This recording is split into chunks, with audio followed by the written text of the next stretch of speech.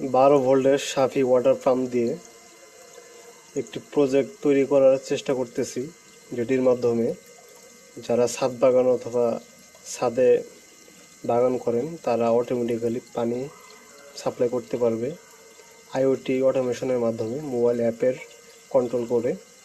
So এটি তার prototype হিসাবে চলতেছে। দেখতে পাচ্ছেন এখানে সাফি ওয়াটার পাম্প।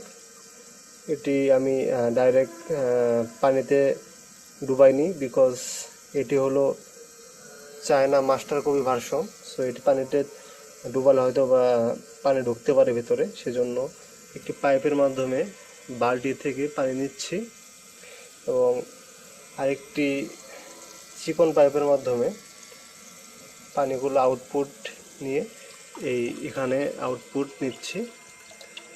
পানির স্পিড মোটামুটি ভালোই দেখা যাচ্ছে। সো এই ওয়াটার পাম্পটি চালানোর জন্য একটি 12 ভোল্টের অ্যাডাপ্টার লাগবে। এরকম একটি 12 ভোল্টের যে কোনো অ্যাডাপ্টার হলেও হবে, অ্যাম্পিয়ার 2 অ্যাম্পিয়ার হলেই হবে মোটামুটি। সো দেখতে পাচ্ছেন পানির ফ্লো অনেক মোটামুটি ভালো। সো এটি চালু করার জন্য প্রথমে এই যে সবুজ পাইপটি দেখতে পাচ্ছেন, এই পাইপের থ্রুতে এই মোটরের ভিতরে পানি নিতে হবে। সেজন্য জাস্ট এই যে আউটপুট আছে, এই আউটপুটে মুখ লাগিয়ে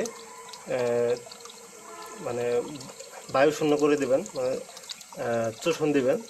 তখন এই সবুজ পাইপ দিয়ে মোটরের ভিতরে পানি যাবে, তখনই মোটর চালু করে দেবেন এবং এটি কাজ করবে।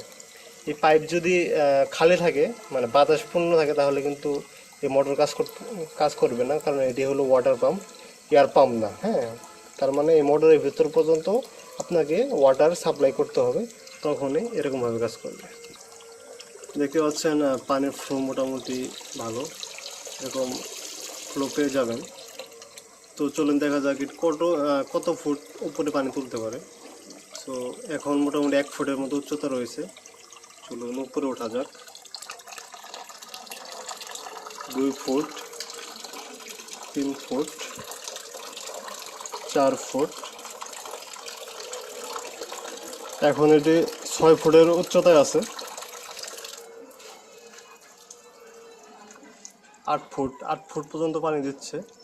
আপনি সর্বোচ্চ 10 ফুট পর্যন্ত পানি নিতে পারবেন, বাট 5 ফুট পর্যন্ত পানি নিলে পানির ফ্লোটা বেশি পাবেন আর কি, পানির প্রেশারটা বেশি থাকবে। 10 ফুট পর্যন্ত তুললে পানির প্রেশার কমে যাবে, এই আর কি।